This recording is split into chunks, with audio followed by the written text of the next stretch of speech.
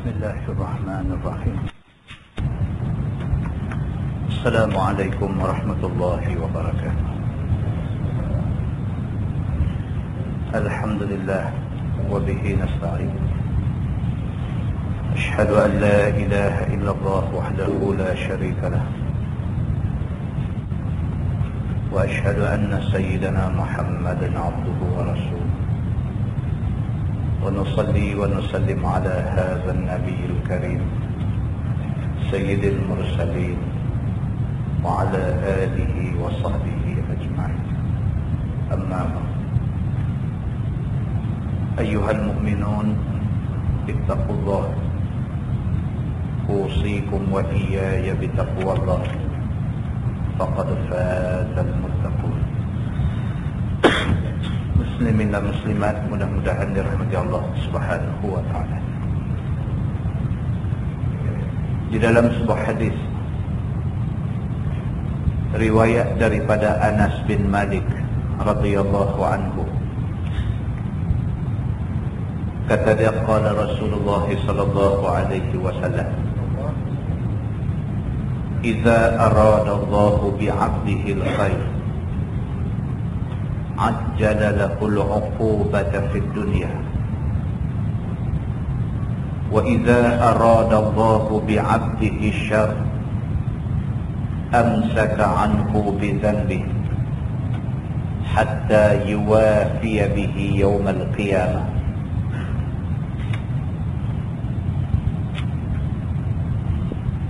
Wa qala an-nabi sallallahu alaihi wasallam, inna 'idhamal jazaa'i ma'a 'idhamil bala',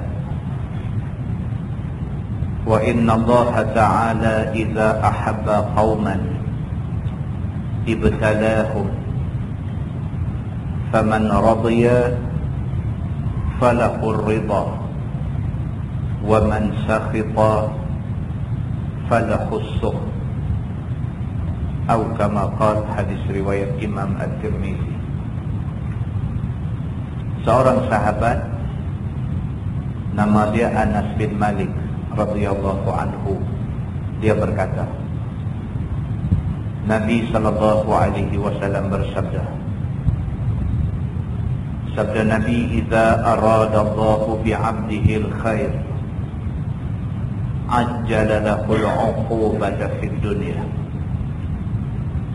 Sabda Nabi sallallahu alaihi wasallam, apabila Allah Subhanahu wa taala mau kebaikan diperolehi oleh seseorang hamba-Nya, kalau Tuhan mau satu orang itu dapat kebaikan, ajjala lahu al-'uqubata fid dunya, Allah Subhanahu wa taala akan segerakan, akan mempercepatkan dia menerima satu penderitaan masa di dunia. Makna dia, Nabi sallallahu alaihi wasallam, kalau dia sayang kita,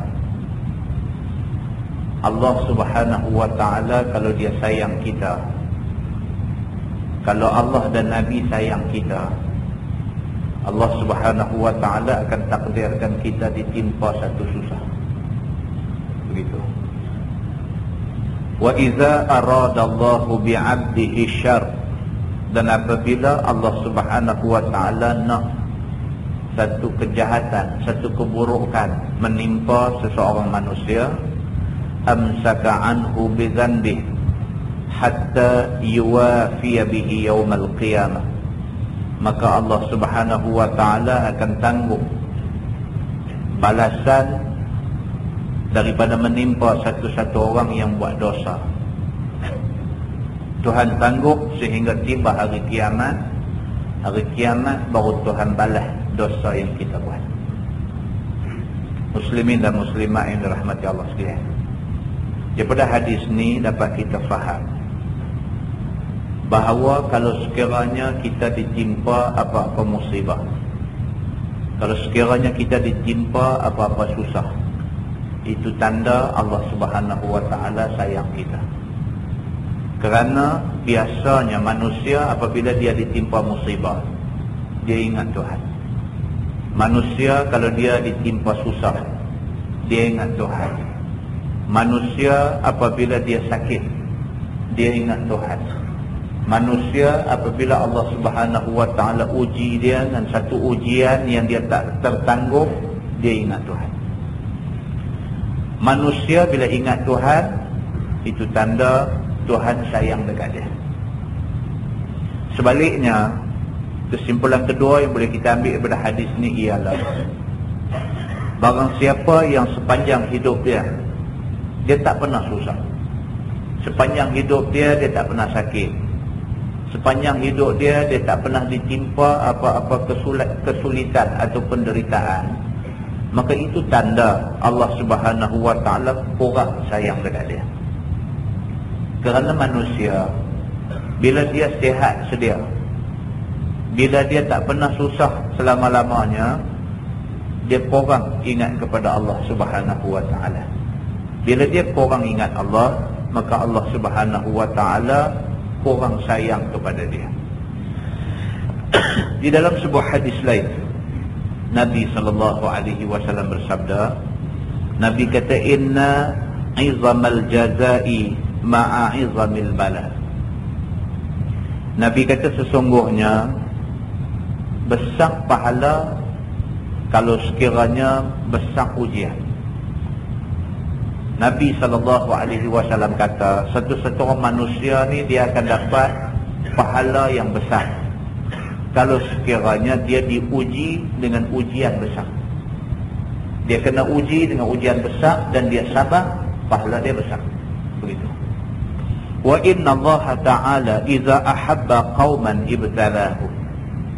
Nabi kata sesungguhnya Allah Subhanahu wa ta'ala apabila dia kasih kepada satu-satu hamba, Allah Subhanahu wa ta'ala apabila dia sayang dekat satu-satu hamba, ibtalahum, dia akan uji mereka. Tanda sayang Tuhan kat kita, dia uji kita. Faman radiya falaqur ridha. Nabi kata barang siapa redha dengan ujian Tuhan, maka baginya keredaan Tuhan. Tuhan test kita macam-macam, tuan-tuan. Hari ini kita tengok ujian Allah Subhanahu wa ta'ala mai dekat manusia ni macam-macam rupa. Ada ujian yang mai dalam bentuk umum, pakat kena belakang. Hujan tak turun, itu ujian daripada Allah Subhanahu wa ta'ala. Hujan tak turun ni kena semua. Orang yang rajin semayang, orang yang rajin beribadat kat Tuhan, orang yang jaga diri tidak buat maksiat, sama aja menanggung susah kerana tak ada air, seperti mana kesusahan yang ditanggung oleh orang yang tak semayang, oleh orang yang banyak buat maksiat, oleh orang yang hidup bergelumang dosa. Sama aja. Ujian kadang-kadang dia main dalam bentuk yang umum. Umum mengenai orang baik dan orang yang tak baik. Kadang-kadang ujian dia main dalam bentuk kelompok. Dia tak main dalam bentuk umum, tapi dia main dalam bentuk, dalam kumpulan, dalam satu pasukan, dalam satu grup yang tertentu saja. Kumpulan Al-Qaeda saja kena, kumpulan lain tak kena. Itu ujian dalam bentuk kelompok. Ingat, ada pelajar kita seorang dulu rajin jadi imam. Masa saya mengajar di Bayan Baru dulu, ada satu sahabat kita pelajar Mahat Tahfiz yang badan sedap-sedap, baca Quran sedap tu. Sampai hari ini masih ditahan lagi mengikut sumber beritanya. Sampai hari ini masih ditahan lagi di Yaman. Dia habis di Mahat Tahfiz Pulau Pinang, dia pergi sambung belajar di Yaman. Lepas itu kena tahan dengan pihak berkuasa Yaman kerana disyaki terbabit dengan kumpulan Al-Qaeda. Itu ujian dalam bentuk kelompok. Sama ada orang kelompok itu ataupun orang yang dituduh daripada kelompok itu, mereka diuji Allah Subhanahu wa ta'ala. Kadang-kadang ujian main dalam bentuk individu. Orang lain tak kena, kumpulan mana pun tak kena, dia individu dia kena. Maka ujian Allah Subhanahu wa ta'ala ni berbagai-bagai. Kadang-kadang ujian pada individu, antara satu individu dengan satu individu tak sama. Ada individu yang Allah uji dia dengan sakit. Duk sihat elok-elok. Kawan saya baru 4 hari lepas. Duk sihat elok-elok, umur baru 42. Angkut bata je. Angkut bata merah tu. Angkut dua kereta surung, terus rebak. Masuk hospital, masuk CCU. Jantung. Masuk hari mula lagi, doktor dah kata dekat isteri dia, kami tak janji keselamatan untuk suami puan. Tapi apapun, eloklah kalau puan nak balik, nak buat sembahyang hajat, nak buat baca Yasin, nak bagi tahu adik-beradik pun eloklah. Dia kata, kerana terus terang kami habaq supaya puan tak terkejut, keadaan dia sangat kritikal. Tak sangka 4 hari sebelum tu, 5 hari, seminggu sebelum tu, sebulan sebelum tu, tak sangka dia nak rebah, nak jatuh, terus nak jadi serius macam tu. Tu ujian pada dia. Dia diuji, isteri dia diuji, anak-anak semua diuji. Anak sulung baru masuk tahun 1 universiti. Anak sulung baru masuk tahun 1 universiti. Isteri tak kerja. Itu ujian yang Allah Subhanahu wa ta'ala timpa kepada dia sebagai individu, dan turut menanggung dan merasa ujian itu adalah isteri dan anak-anak dia. Masing-masing dalam susah hati dan kesusahan memikirkan kesihatan suami, kesihatan bapa, dan memikirkan masa depan mereka sekeluarga. Ini ujian, tuan-tuan. Jadi Allah Subhanahu wa ta'ala, Nabi SAW kata, wa inna Allah ta'ala idza ahabba qauman ibtalahum. Tuhan kalau dia kasih dekat satu-satu kaum, ibtalahum, dia akan uji kaum itu. Faman radiya falaqur ridha. Siapa yang boleh redha, boleh terima ujian Tuhan. Apa juga ujian mai kat dia, dia terima. Ini ujian Tuhan dekat dia, dan dia minta supaya Tuhan bagi kekuatan dan kesabaran pada dia. Falaqur ridha. Nabi kata maka baginya keredaan Tuhan. Dia redha dengan apa yang Tuhan bagi ke dia, Tuhan redha pada dia. Wa man sakhita falahu sukh. Tapi barang siapa yang jadi marah dengan ujian Tuhan, Tuhan test dia, dia marah Tuhan. Tuhan uji dia, dia nak marah ke Tuhan. Tuhan buat sesuatu, timpa ke sesuatu susah kepada dia, dia jadi hilang kesabaran, dia nak marah Tuhan. Falahu sukh. Maka baginya kemurkaan Tuhan. Kita kena ingat, kita marah Tuhan, Tuhan tak jadi apa. Tapi kalau Tuhan murka dekat kita, kita susah, kita tak ada tempat nak mengadu dekat siapa-siapa. Jadi tak ada guna kita marah-marah pada ketentuan, kepada takdir Tuhan. Kerana sifat marah kita kepada Tuhan menyebabkan kita bertambah susah, bukannya bertambah senang. Muslimin dan muslimat yang dirahmati Allah sekalian, di dalam sebuah hadis lain riwayat daripada Anas bin Malik radhiyallahu anhu, kata dia, qala Rasulullah sallallahu alaihi wasallam, la yatamannayanna ahadukumul maut li dhurrin asabah, fa in kana la budda fa'ilan falyaqul Allahumma ahyini ma kanatil hayatu khairan li wa tawaffani idza kanatil wafatu khairan li, atau kama qala, hadis muttafaqun alaih. Nabi SAW bersabda, Nabi kata, janganlah seseorang daripada kamu mencita-citakan mati kerana kemudaratan yang menimpa kamu semua. Kalau Allah test kita dengan satu susah sebab sakit, yang difahamkan sakit ni tak boleh sembuh misalnya, ataupun susah kerana tak ada duit, macam-macam usaha dia buat tapi tak nampak jalan dia nak boleh duit. Mana-mana manusia yang diuji Allah Subhanahu wa ta'ala dengan apa bentuk ujian pun, janganlah sampai dia bercita-cita biar mati pun tak apa daripada susah macam ni. Fa in kana la budda fa'ila. Tapi kalau tak dapat, tidak, tak payah dah, dia rasa kecewa sungguh dengan ujian yang menimpa dia.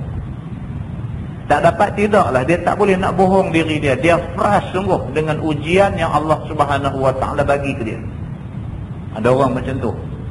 Allah uji dia dengan satu ujian, dia tak boleh terima ujian tu. Dia tak boleh terima. Walaupun dia cuba untuk nak terima, cuba untuk nak tahan, cuba untuk nak tunjuk kuat dengan ujian yang Tuhan bagi kat dia, ternyata dia tak boleh tahan dengan ujian tu. Falyaqul, Nabi kata, maka hendaklah dia kata, Allahumma ahyini ma kanatil hayatu khairan li. Maka hendaklah dia kata, ya Allah, hidupkanlah aku, panjangkanlah umur aku, kalau sekiranya panjang umur ini baik untuk aku. Yang tu boleh kata. Tak boleh minta mati, tapi minta, ya Allah, kalau sekiranya hidup, kalau sekiranya panjang umur ni baik untuk aku, biar aku hidup. Wa tawaffani idza kanatil wafatu khairan li. Dan biarlah aku mati kalau sekiranya mati itu baik untuk aku. Muslimin dan muslimat yang dirahmati Allah sekalian, kita tak boleh cakap benda ni. Kita selalu dengar orang buat ulasan cara mudah, kan? Kita duduk dalam masyarakat. Masyarakat ni Tuhan bagi mulut seorang satu, Tuhan bagi akal seorang fikir. Maka manusia yang duduk dalam masyarakat ni, dia fikir cara dia. Dia bercakap apa dia nak cakap. Dia tengok satu orang ditimpa musibah, dia fikir lagu dia kata lagu dia nak kata. Dia kata, apalah hang ni, baru banyak tu kena tak boleh tahan. Banyak orang cakap macam tu. Pasal apa? Pasal ujian tak kena dia, ujian kena orang. Dia cuba nak menilai berat ringan ujian pada orang itu dengan ukuran pada diri dia yang tak ditimpa ujian. Maka selalu pun manusia macam tu. Dia suka merendahkan orang, dia suka meremehkan orang, dia suka kata orang tak tahan, dia suka kata orang lemah, dia suka kata macam-macam yang tak elok dia kata dekat orang. Sedangkan ujian yang sama yang Allah kenakan dekat orang tu, kalau kena dia, belum tentu dia boleh tahan macam mana yang orang tu tahan. Ini agama ajak kita, tuan-tuan. Agama ajak kita supaya kita tidak fikir diri kita saja, tapi kita fikir bersandarkan kepada tunjuk yang diberikan oleh agama. Agama tak suka kita menjadi manusia yang suka memandang remeh kepada orang lain. Itu sebab Nabi SAW tersebut dalam hadis dia, bila Nabi SAW kata tidak akan masuk syurga orang yang di dalam hati dia ada sebesar zarrah daripada takabur. Nabi kata macam tu, la yadkhulul jannah man kana fi qalbihi mithqala dzarratin min kibr. Tidak akan masuk syurga orang yang dalam hati dia ada sikit daripada sifat takabur.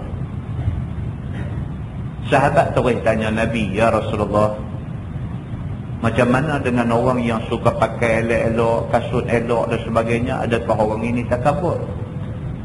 Nabi kata, tak, itu bukan takabur. Tapi takabur itu, Nabi kata, ialah satu, batarul haq. Dia menolak kebenaran. Bila orang buat main kat dia ayat Quran itu benar, dia tolak. Bila orang main kat dia hadis Nabi itu benar, dia tolak. Dia tolak ayat Quran, dia tolak hadis Nabi. Dia nak pakai akal dia. Itu takabur. Wa ghamtun nas. Dan yang kedua, takabur itu ialah orang yang suka meremeh dan memandang hina, memandang rendah kepada orang lain. Dia tengok orang tu, dia kata orang tu macam-macam benda tak elok, dia kata kat orang tu. Bermakna dia memandang hina kepada orang lain. Orang yang memandang orang lain hina dan berasa diri dia hebat, ini orang takabur, mengikut tafsiran Nabi SAW. Jadi mudah-mudahan kita ambil iktibar daripada hadis-hadis yang kita baca tadi, dan mudah-mudahan kita tak tergolong dalam golongan orang-orang yang tak disukai oleh Allah Subhanahu wa taala, insya-Allah. Kita menggunakan tafsir Nurul Ihsan jilid 1.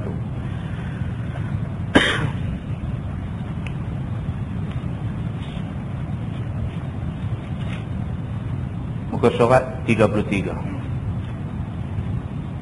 Muka surat 33. Kita masih lagi mentafsirkan surah Al-Baqarah. Suratul Baqarah, muka surat 33 ayat 104. Malam ni kita masuk ayat 104. A'udzubillahi minasyaitonirrajim. Ya ayyuhalladzina amanu, wahai mereka yang beriman. Ini ayat yang kita nak baca malam ni. Allah berfirman, ya ayyuhalladzina amanu, wahai segala mereka yang beriman. La taqulu ra'ina, maka janganlah kamu kata bagi kami itu ra'ina, yakni maksudnya ialah ra'i akan kami. Dan adalah mereka itu kata bagi Nabi yang demikian itu, dan iaitu menurut lughah ataupun bahasa orang Yahudi ialah sab, yakni maki. Maka suka mereka itu dengan yang demikian itu, dan khitab mereka itu dengannya akan Nabi SAW. Maka ditegah akan segala mukmin daripada mengatakannya. Itu dia. Malam ni kita nak tengok satu ayat. Allah Subhanahu Wa Taala ubah. Dulu masa sahabat-sahabat duduk dengan Nabi, mereka bila jumpa Nabi, mereka suka kata dekat Nabi, sahabat Nabi kata dekat Nabi ra'ina. Maksudnya ialah minta supaya Nabi ra'i mereka. Ra'ina dua makna. Satu makna dia ra'ilah kami. Yang kedua makna dia tengoklah kat kami. Sahabat-sahabat mereka suka kalau sekiranya Nabi bagi perhatian dekat mereka. Jadi kita mengaji sekolah dululah. Kalau cikgu bagi perhatian kat kita, kita sukalah. Kan? Cikgu kenal kita. Ada 30 orang dalam kelas tu, cikgu kenal kita. Kita suka sangat cikgu kenal kita. Kita duduk mengaji di masjid pun serupa juga. Kalau ustaz kenal kita, kita rasa kita ada lebih sikit pada kawan sebelah kita. Kerana kita ustaz kenal, dia ni kawan kita ni ustaz tak kenal. Macam tu lah siapa pun. Kalau dengan orang besar pun lagu tu lah. Menteri, Perdana Menteri main melawat di Brown Garden ni, main melawat di sini. Mai dalam ramai-ramai duk ada lebih kurang 50 orang duk ada. Dalam 50 orang tu dia panggil, abang-abang Pak Mai, Allahu Akbar. Pak Mai rasa macam mana? PM kenal aku. Kalau PM kenal kita pun kita seronok. Tuan-tuan, Nabi SAW kenal kita, seronok ke dah? Bukan bandingan lah. Maka sahabat-sahabat Nabi ni masing-masing kalau boleh nak supaya Nabi kenal mereka. Maka masing-masing bila jumpa Nabi ini kira nak buat sesuatu yang membolehkan Nabi bagi perhatian dekat mereka. Nak tarik perhatian Nabi supaya Nabi perhati mereka, supaya Nabi kenal mereka, supaya Nabi lebih sayang kepada mereka, supaya Nabi bagi keutamaan kepada mereka. Maka di antaranya ialah mereka selalu bila jumpa Nabi, mereka kata ra'ina, ya Rasulullah, ra'ilah kami ini. Tengoklah mai kat kami ini. Begitu. Rupa-rupanya perkataan ra'ina dalam bahasa Arab itu, dalam bahasa Yahudi ada satu perkataan seumpama itu. Ra'ina bahasa Arab, dalam bahasa Yahudi dia kata ru'una. Bunyi dia agak kesamaran. Ra'ina dengan ru'una, bila disebut cepat bunyi nak serupa. Bila sahabat Nabi jumpa Nabi, dia kata dekat Nabi ra'ina, ya Rasulullah, ra'i kami, tengok kat kami. Yahudi pun bila pergi dekat Nabi, dia kata ra'una, bunyi macam ra'ina, tapi ra'una membawa maksud kamu bodoh dan kamu ni dungu. Ra'una maksud dia bukan bodoh saja, bahkan lebih pada bodoh lagi. Jadi orang Yahudi bila dia dengar sahabat-sahabat Nabi jumpa Nabi duk sebut dekat Nabi ra'ina, depa jadi seronok. Pasal apa? Pasal depa bila jumpa Nabi, depa nak sebut ru'una. Dan bila depa sebut tu, depa gelak sama-sama, depa nak padan muka dekat Nabi. Pasal depa boleh pergi depan Nabi, boleh kata dekat Nabi ru'una, boleh kata hang bodoh depan Nabi. Dalam keadaan sahabat-sahabat dengar sahabat dengar ru'una, itu dengar macam ra'ina, maka sahabat buat tak kisah. Sedangkan mereka sebut ru'una dengan tujuan khitab itu, tuju perkataan itu kepada Nabi, nak kata Nabi bodoh. Begitu jadi. Maka dengan kerana itu Allah Subhanahu wa taala berfirman, Allah kata waqulu unzurna. Dan kata oleh kamu, nanti akan kami, sehingga kami hafaz barang yang engkau ajak akan kami itu. Wasma'u, dan dengarlah olehmu, akan dengar terima. Allah Subhanahu wa ta'ala ubah perkataan tu. Allah beritahu dekat Nabi Muhammad, wahai Muhammad, beritahu dekat sahabat-sahabat kamu yang Islam, jangan sebutlah perkataan ra'ina, kerana perkataan itu telah diambil kesempatan oleh Yahudi dengan menyebut ra'una. Maka jangan sebut terus perkataan ra'ina. Sebaliknya, kalau nak tarik perhatian Nabi, kata unzurna. Unzurna makna tengok kami, sama macam ra'ina juga. Tapi tak usah guna perkataan ra'ina, guna perkataan unzurna.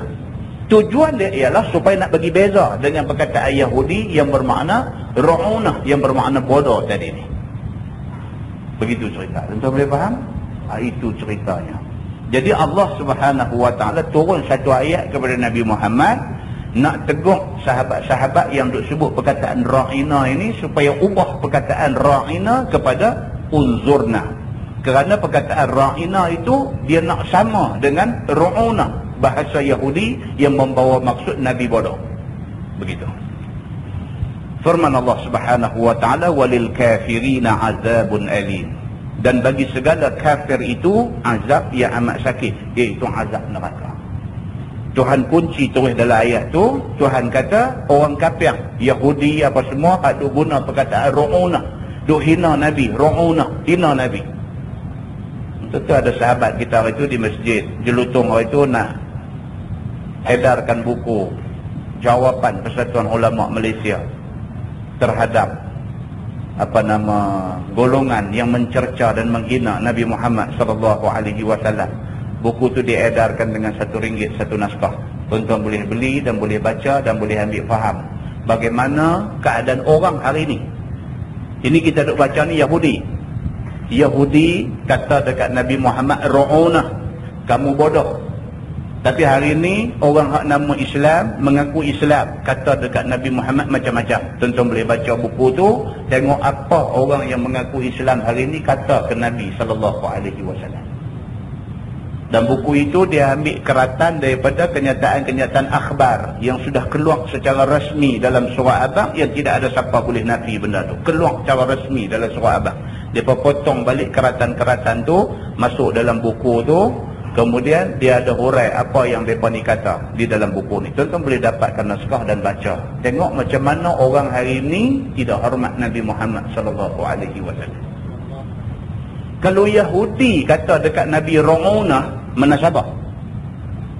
Yahudi, memang dia Yahudi. Memang dia ni walil kafirina azabun alim. Bagi orang kafir itu azab yang sangat pedih.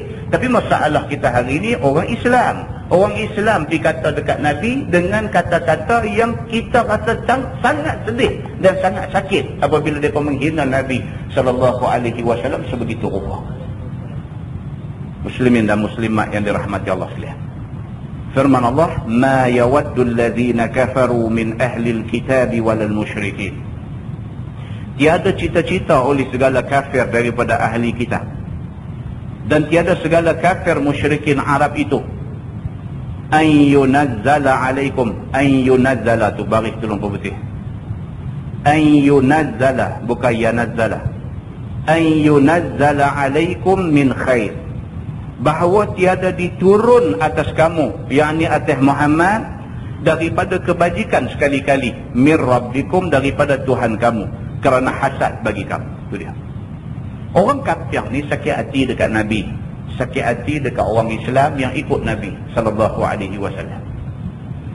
Kerana sakit hati mereka kepada Nabi dan kepada orang Islam yang ikut Nabi, maka mereka kata dekat Nabi dan orang Islam yang ikut Nabi, mereka kata Allah Subhanahu wa ta'ala sekali-kali tidak akan turunkan kebaikan kepada orang Islam seluruhnya, termasuk dekat Nabi. Mereka kata hampa ni kalau hampa ikut Muhammad, Allah tak akan bagi apa satu kebaikan dekat hampa semua. Dan kita dah baca dah beberapa bulan lepas cerita Yahudi buah racun dalam hidangan lauk kambing yang nak dihidang kepada Nabi sallallahu alaihi wasallam. Yahudi dia lumuk racun dalam hidangan lauk kambing yang nak hidang kepada Nabi. Tapi Nabi SAW tak ada makan. Allah sudah bagi tahu dekat dia, kata dalam kambing ini ada racun. Nabi pegang Yahudi yang mai bagi kambing ini dekat dia. Nabi tanya Yahudi ini, kita dah baca beberapa bulan lepas. Nabi kata dekat Yahudi ini, kenapa kamu taruh racun di dalam hidangan ini? Nabi tak tanya hang ke bubuh. Nabi kata, kenapa kamu bubuh racun dalam hidangan ini? Apa jawab Yahudi ini? Dia kata, kalau sekiranya kamu betul-betul Nabi, kamu tidak akan makan kambing ini. Jadi maknanya lah ni Nabi tak makan. Nabi tahu dulu kata ada racun dalam kambing ini. Jadi maknanya kamu percaya aku Nabi? Tak percaya juga. Ini yang dikatakan kedegilan Yahudi. Dia bukan tak tahu kata Nabi itu betul. Pasal apa kita kata dia tahu? Pasal dalam Taurat, bahkan dalam Injil yang diturunkan kemudian daripada Taurat, jelas menyebutkan tentang kebangkitan Nabi Muhammad SAW. Benda ni obvious, cukup jelas. Mereka tahu. Mereka ni yang duk lawan ni bukan orang tak tahu. Mereka ni ahlul kitab. Mereka ini orang yang ahli di dalam memahami Taurat, ahli dalam memahami Injil. Mereka ulama di dalam Taurat dan Injil, di dalam memahami Taurat dan Injil. Mereka tahu kata Nabi Muhammad ni memang Nabi akhir zaman, tapi tak mau percaya. Bukan tak mau percaya, mereka nak binasakan Nabi ni. Sampai ke peringkat mereka ambil racun bubuh di makanan, di lauk kambing yang nak dihidangkan kepada Nabi. Buh racun tu sebenarnya bukan nak test tengok dia ni betul-betul Nabi ke tak. Tapi sebenarnya mereka nak meracuni Nabi SAW bagi mati. Itu tujuan dia. Bila mereka buh di situ, Nabi tak makan. Pasal Allah sudah bagi tahu dekat Nabi. Jibril sudah habaq dekat Nabi. Wahai Muhammad, jangan kamu sentuh makanan itu kerana ada racun di dalam dia. Nabi tak makan. Nabi terus pegang Yahudi ni. Nabi kata, pasal apa hang bubuh racun dalam makanan ni? Apa dia jawab? Dia kata, kalau kamu betul-betul Nabi, kamu tak akan makan kambing ni. Nabi kata kat dia, kalau macam tu sekarang kamu yakin kata aku Nabi? Tak juga. Nak buat bagaimana? Orang macam ni nak buat macam mana tuan-tuan? Bukan soalnya orang tak berhujah, bukan soalnya orang tak terang kat dia, bukan soalnya siapa pun tak pergi nak perbetul dia, tapi soalnya dia nak kekal dengan kedegilan dia. Kita bukan semua orang kita boleh berjumpa, kita boleh bercakap, boleh berhujah, boleh berbincang. Bukan dengan semua orang. Ada setengah orang tak guna berhujah, tak guna berbincang, tak guna bercakap. Pasal apa? Pasal dia memang daripada dulu sampai bila-bila dia sudah dengan pendirian dia untuk mengatakan Islam tak betul. Nak cakap apa dengan dia? Tapi kalau dia duduk dalam kumpulan orang yang nak cari kebenaran, kita boleh berbincang. Tapi kalau dia bukan orang yang nak cari kebenaran, dia orang yang nak kata Islam salah, nak bincang macam mana dengan dia? Seperti mana Yahudi ni. Sakit hati dia dekat Nabi, sampai ke peringkat dia kata dekat Nabi, dekat orang Islam semua, dia kata Allah Subhanahu Wa Taala sekali-kali tidak akan menurunkan sebarang kebaikan kepada kamu semua. Pasal apa? Kerana hasad bagi kamu, kerana dengki mereka kepada Nabi sallallahu alaihi wasallam. Firman Allah, wallahu yahtassu bi rahmatihi man yasha. Dan bermula Allah Taala itu menentukan dia dengan rahmatnya, yakni nubuwah, akan mereka yang dikehendaki jadi Nabi itu.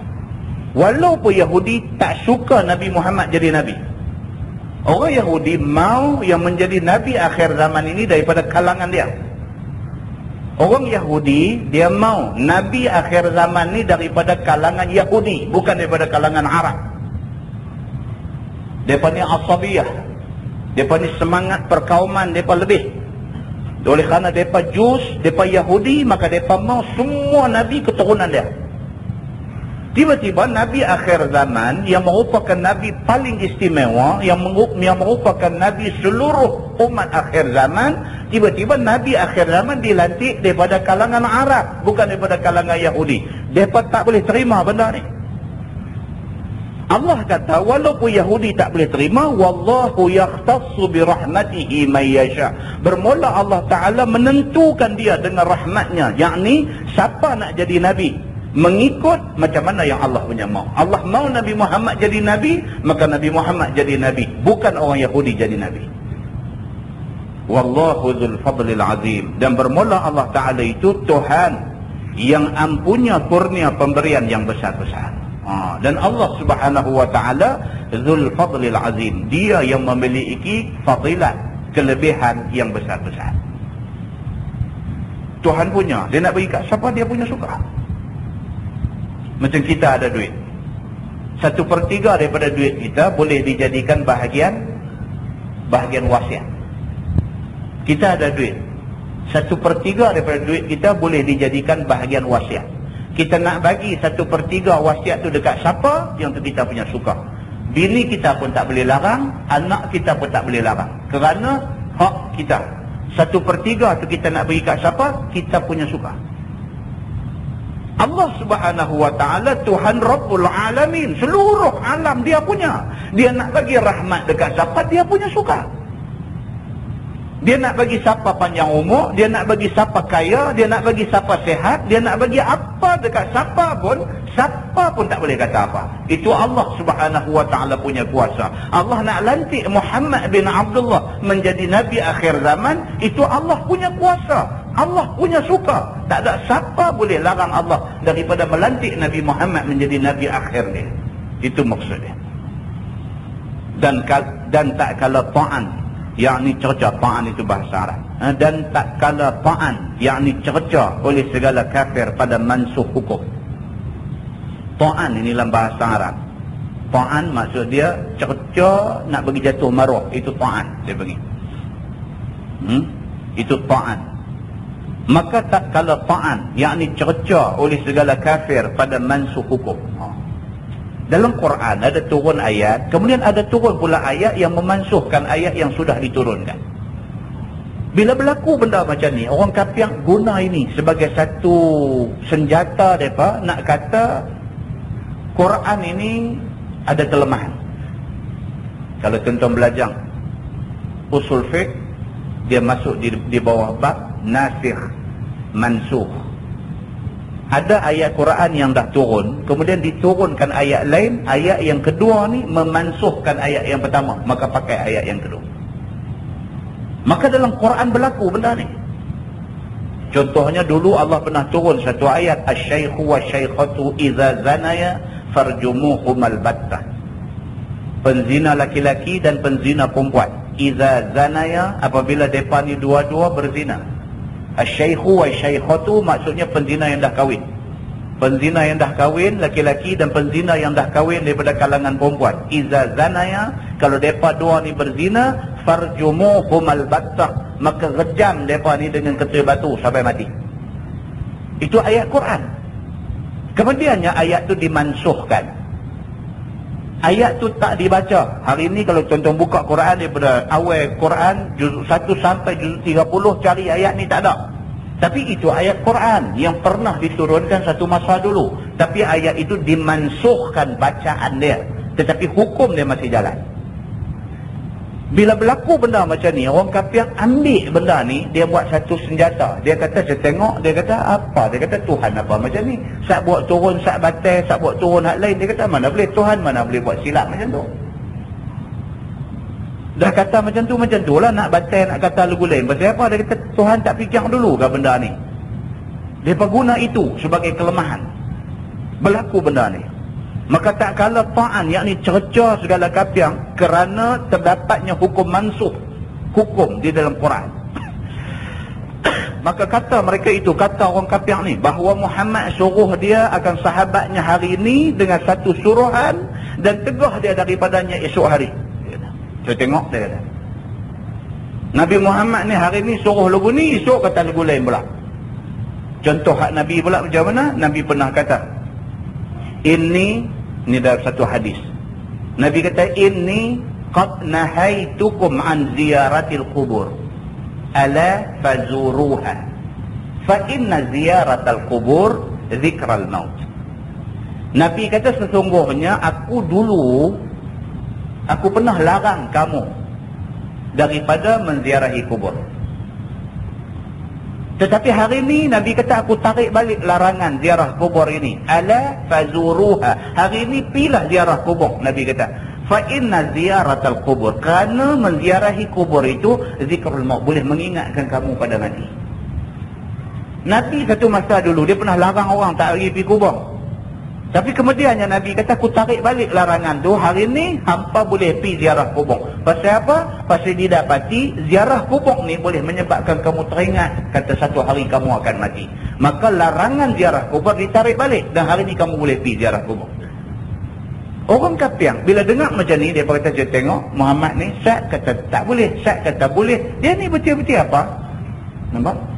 Ini kelemahan yang orang duk cari, yang mereka menganggap itu kelemahan. Sebenarnya itu bukan kelemahan.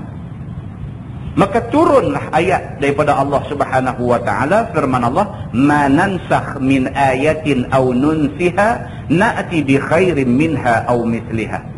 Maka manakala kami buang daripada satu ayat hukum ataupun kami perlupa akan dia daripada hati engkau ya Muhammad, nescaya kami bawa datang dengan yang terlebih baik daripadanya lagi, ataupun yang seumpama dengannya, sama ada pada taklif ataupun pada sawab pahala. Tuhan jawab tuduhan orang kafir ni. Tuhan kata kalau sekiranya berlaku mansuh ayat dengan menggantikan ayat baru, itu hak kami, Tuhan kata. Dan apabila kami mansuhkan satu ayat, kami ganti ayat baru, ayat hak kami ganti itu adalah lebih baik daripada ayat hak lama, ataupun setidak-tidaknya sama tara dengan hak lama. Kami tidak pernah batalkan satu ayat waktu turun ayat yang lagi bawah daripada ayat itu dah. Sebaliknya kami improve ayat itu. Kalau ayat itu dah baik dah, kami ganti dengan yang lagi baik. Kalau ayat tu baik, kami ganti yang sama baik dengan dia. Tak ada ayat yang baik kami ganti dengan ayat yang tidak baik. Tak ada, Tuhan kata. Alam ta'lam anna Allah ala kulli syai'in qadir. Maka tidakkah engkau tahu bahawasanya Allah Ta'ala atas tiap-tiap sesuatu itu maha berkuasa. Tuhan kata ayat Quran ni hak aku punya. Kalau aku nak ganti dengan ayat lain ke, aku nak tukar, nak bubuh hukum lain, itu aku punya suka. Tuhan kata, ayat ni kami punya, maka kami atas setiap sesuatu kami maha berkuasa. Kita ada kereta, tuan-tuan. Hari ni kita pakai cat color hijau. Esok kita nak ganti cat color putih. Salah ke? Peduli apa kereta kita? Boleh orang main duk komplain, kata apa itu dah bubuh hijau lebih bubuh putih apa? Hang peduli apa kereta aku? Kalau kita pergi bawa tincat pergi sapu kereta dia, sungguhlah dia nak marah kita. Kereta tu kereta dia, yang kita pergi sapu kereta dia dengan cat kita suka, pasal apa? Kereta kita nak buat cat kalau apa pun kita punya suka. Kalau kereta kita nak buat cat apa pun orang tak boleh kata apa. Dunia ni, ayat Quran ni, makhluk ni, semua hak Allah punya. Allah nak buat apa, dia punya suka. Dalam poket kita ada pen. Kita nak ambil pen ni nak tulis ke? Kita nak ambil pen ni nak lepak pergi keluar ke? Kita nak ambil pen ni nak... Apa kita nak buat, kita punya suka. Jangan kita cederakan orang dengan pen tu sudah. Kalau pen dalam poket kita ambil, kita tinggal atas meja ni, kita balik. Tak ada salah apa. Kecuali kita pergi ambil pen dalam poket orang, ambil pergi lempak keluar. Itu nak cari pasal. Lah ni, bila orang kafir kata apa Tuhan ni, sat turun ayat ni, sat cancel, sat ganti dengan ayat lain, apa ni? Tuhan jawab balik. Tuhan kata, alam ta'lam anna Allah ala kulli syai'in qadir. Hampa tak tahu kah? Ni semua ni hak aku punya. Aku atas setiap sesuatu, aku maha berkuasa. Aku buat dunia ni hak kita duduk ni tuan-tuan. Kita duduk tengok lautan punya cantik, kita duduk tengok Bukit Bendera punya hebat, kita tengok semua benda hak duk ada dengan anak sungai, dengan air terjun dekat waterfall, botanical garden, semua kita tengok, kita rasa elok, kita rasa hebat dengan alam yang cantik yang ada kat kita. Kita tahu tak semua benda hak kita kata elok, hebat, cantik ni siapa punya? Ni semua Allah punya. Kalau sekiranya Allah Subhanahu wa taala nak buat mai gempa bumi sampai runtuh Komta, sampai gunung-gunung Bukit Bendera tu jadi runtuh dan sebagainya, Allah punya suka. Dia yang buat Bukit Bendera tu. Dia yang buat semua benda yang ada ni. Kalau Allah nak rosakkan benda ni pada bila-bila masa, itu hak Allah. Pasal benda ni hak dia punya. Tuan-tuan pernah baca hadis cerita tentang Abu Talhah. Abu Talhah, seorang sahabat Nabi. Abu Talhah, anak dia sakit kuat. Abu Talhah nak keluar daripada rumah malam tu dalam keadaan anak dia sakit kuat. Abu Talhah kata dekat isteri dia, dia kata, aku nak keluar, kamu tengoklah anak kita. Abu Talhah keluar. Selepas dia selesai kerja dia, dia balik main ke rumah dia. Bila sampai di rumah dia, bini dia panggil dia, ajak makan. Dia tanya anak kita macam mana. Bini dia kata dekat dia, anak kita dalam keadaan tenang setenang-tenangnya. Bini dia jawab macam tu. Abu Talhah pun kata tak apa. Selepas daripada tu, Abu Talhah pun dihidangkan makanan oleh isteri dia. Abu Talhah makan, masakkan isteri dia. Makan sampai habis makan. Abu Talhah telah bersama dengan isteri dia pada malam itu. Dah lepas dia bersama dengan isteri dia, tiba-tiba isteri dia tanya dia. Isteri dia kata, abang, saya nak tanya abang satu benda. Abang jawab secara jujur. Dia kata apa? Isteri dia kata, abang, kalaulah ada orang pinjamkan dekat kita satu barang dia, lepas tu sampai masa yang dijanjikan, orang tu ambil balik barang yang dia bagi pinjam kat kita, salah tak dia ambil balik barang tu? Isteri Abu Talhah tanya macam tu. Dia kata, nak salah pasal apa? Barang tu hak dia punya. Kita pun pinjam hak dia punya, dia bagi kita pinjam barang dia, bahkan kita kena terima kasih kat dia. Sampai masa dia nak balik barang dia, dia berhak untuk ambil balik. Abu Talhah kata. Isteri dia kata kat dia, abang, kalaulah Allah pinjamkan dekat kita satu orang anak untuk jadi anak kita, Allah ambil balik anak kita, macam mana abang? Dia kata. Abu Talhah bila dengar macam tu, lompat dia. Dia kata, adakah kamu nak bagi tahu dekat aku, kata anak aku Tuhan dah ambil balik? Bini dia menangis. Bini dia kata, ya abang, abang keluar sat aja tadi, anak kita Tuhan ambil balik. Dia marah. Dia kata, kamu setelah kamu kotakkan aku dengan perbuatan ni, dia baru bersama dengan isteri dia. Dia kata, setelah kamu kotakkan badan aku dengan benda ni, baru kamu nak bagi tahu dekat aku tentang aku kehilangan seorang anak? Saya kata. Bini dia menangis. Abu Talhah keluar daripada rumah. Wahai tadi ni, cakap elok lah. Tadi ni bini tu dah lapik elok dah. Kalau lah kita pinjam barang orang, sampai masa tuan tu nak ambil balik barang dia, kita boleh tak kita bagi balik? Dia kata, oh, mestilah. Dia kata barang dia nak kita kena bagi balik. Bini dia salah. Sampai di rumah Nabi, dia kata, ya Rasulullah, dia cerita apa yang jadi ni. Dia cerita dekat Nabi.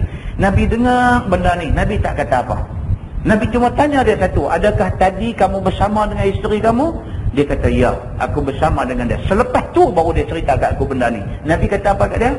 Nabi kata, mudah-mudahan kamu bersama dengan isteri kamu tadi, Allah akan ganti kepada kamu satu anak, yang anak ni jauh lebih baik daripada anak-anak orang lain yang ada di sini. Nabi kata macam tu ya. Dia pun terus jadi sejuk bila Nabi kata begitu. 9 bulan kemudian isteri dia lahirkan seorang anak. Anak hasil daripada dia bersama dengan suami dia selepas musibah anak dia diambil oleh Allah Subhanahu wa ta'ala. Bila dapat anak tu, dia terus panggil seorang sahabat, Anas bin Malik. Dia kata, Anas, kamu tolong bawa anak aku dan bawa kurma beberapa biji pi rumah Nabi. Anas dukung anak dia, anak Abu Talhah ini, bawa kurma beberapa biji pi rumah Nabi. Sampai dia kata, ya Rasulullah, anak Abu Talhah yang baru dilahirkan. Nabi kata, ada dia kirim apa-apa sama dengan kamu? Anas kata, ada. Dia kirim tamarat. Dia kirim buah-buah tamar, buah-buah kurma. Nabi ambil, Nabi makan dalam mulut dia, bagi hancur. Nabi buka mulut budak ni, Nabi sapu di langit-langit. Ini dia bagi tahnik, belah mulut. Nabi buat macam tu. Lepas tu Nabi kata, bagi tahu dekat Abu Talhah, aku namakan anak dia ni dengan nama Abdullah. Anak suruh balik budak ni, pergi dekat Abu Talhah, bapak dia. Dia beritahu dekat Abu Talhah, dia kata, ya Abu Talhah, Rasulullah dah tahnik anak kamu dan dia namakan anak kamu dengan nama Abdullah. Dia sujud syukur, terima kasih kepada Allah banyak-banyak, Allah bagi kat dia macam ni punya keberkatan. Dalam riwayat lain dia kata, dia ni kemudiannya dapat 10 orang anak lagi. Abdullah anak kepada Abu Talhah ni, Abdullah ni pula dapat 10 orang anak lagi. Ke 10 anak dia hafaz Al-Quran. Semua hadis tu riwayat daripada Imam Al-Bukhari. Muslimin dan muslimat yang dirahmati Allah. Itu dia, nampak? Kesabaran dia tu. Ataupun tidak sabar, kemudian setelah mendengar nasihat daripada Nabi, terus jadi sabar. Seperti mana Sayyidina Umar Al-Khattab radhiyallahu anhu. Kita dah baca dah hadis dia. Sayyidina Umar Al-Khattab radhiyallahu anhu pernah juga melalui suasana yang macam itu. Pada satu hari mai satu orang nama dia Uyainah nak jumpa Sayyidina Umar Al-Khattab. Tapi dia duk cuba banyak kali nak jumpa, tak dapat peluang nak jumpa dengan Sayyidina Umar Al-Khattab. Sehinggalah dia guna khidmat anak saudara dia yang bernama Al-Hurr bin Qais. Dia kata dekat anak penakan dia, dekat Al-Hurr ni, dia kata, kamu ni orang kanan Sayyidina Umar. Sayyidina Umar selalu ambil kamu masuk dalam ahli mesyuarat dia. Aku nak minta tolong kamu, kamu tolong atok bagi aku Uyainah jumpa Sayyidina Umar. Maka anak saudara Uyainah ni, Al-Hurr ni, dia bawa, pak penakan dia bawa pergi jumpa Sayyidina Umar. Bila sampai depan Sayyidina Umar, kata dia ni Uyainah ni, dia kata dekat Sayyidina Umar, dia kata, wahai Amiral Mu'minin, ya Amiral Mu'minin, inna Allah Ta'ala qala li nabiyih. Dia terus kata dekat Sayyidina Umar Al-Khattab, wallahi ma tu'tina al-jazal. Dia kata, demi Allah, aku nak abadkan hang satu aja, hang jadi khalifah langsung tak bagi kesenangan dekat kami. Itu dia. Tak pernah jumpa Sayyidina Umar, itu first time nak jumpa tak boleh minta orang tolong atok dia nak jumpa. Dapat jumpa, dia pergi kata macam tu dekat khalifah. Ya bin Al-Khattab, dia kata, wahai anak Al-Khattab, dia kata, wallahi ma tu'tina al-jazal. Dia kata, hang selama jadi khalifah langsung tak pernah bagi kesenangan dekat kami. Wala tahkumu fina bil adl. Bahkan hang ni duk hukum tak pernah adil kepada kami semua. Umar Al-Khattab, orang garang, orang cengeng, bila dengar orang mai kata lagu tu kat dia, faqadiba Umar, marah dia ni. Sudahlah aku khalifah, aku pun tak kenal hang siapa. Pertama kali hang mai depan aku jumpa terus kata kat aku macam ni. Bukan panggil ya Amiral Mu'minin, panggil ya bin Al-Khattab ya. Panggil wahai anak Al-Khattab. Hang ni langsung tak bawa kebaikan dekat kami. Hang ni tak pernah berlaku adil dekat kami. Dia kata, hang siapa? Tak pernah aku kenal hang tiba-tiba mai nak kata kat aku macam tu. Sayyidina Umar marah. Hampir-hampir Sayyidina Umar ambil tindakan dekat dia ni, dekat Uyainah ni. Al-Hurr, orang kanan dia tadi, yang merupakan anak penakan kepada Uyainah yang buat onang ni. Al-Hurr, dia yang tolong rekomen bawa mai tolong atok bagi jumpa, dia tak syok lah. Maka dia kata kat Sayyidina Umar, ya Amiral Mu'minin, inna Allah Ta'ala qala li nabiyih. Dia kata, Allah berfirman kepada nabinya. Dalam Quran Allah sebut, khudhil afwa wa'mur bil 'urf wa'arid 'anil jahilin. Tuhan kata, khudhil afwa, belajarlah bermaaf-maafan. Ambillah bermaaf-maafan. Maksudnya belajarlah bermaaf-maafan. Walaupun satu hari mai satu orang kata kat kita macam tu, dia tak patut kata kat kita macam tu, tapi maafkanlah dia. Wa'mur bil 'urf. Dalam Quran Tuhan kata, suruhlah buat benda-benda baik. Marah-marah ni tak baik. Buatlah benda baik. Wa'arid 'anil jahilin. Tuhan kata, tetap pedulilah dekat orang-orang yang jahil bodoh. Kata Al-Hurr, wa inna hadha minal jahilin. Dia kata, ni pak penakan aku ni, dia ni bodoh. Dia kata, wa inna hadha minal jahilin. Ini orang bodoh. Ni pak penakan aku ni, Uyainah ni, aku bawa dia mai, aku duk ingat dia cerdik, rupanya dia bodoh. Dia tak kenal siapa, dia tak kenal kamu ni Khalifah Amirul Mu'minin, dia tak kenal. Dia boleh main maki kamu macam tu. Wa inna hadha minal jahilin. Dia kata, pak penakan aku ni orang jahil. Terus salah duk ambil berat tu, terus duk ambil hati, terus duk ambil kira sangat apa dia kata. Maafkan saja dia.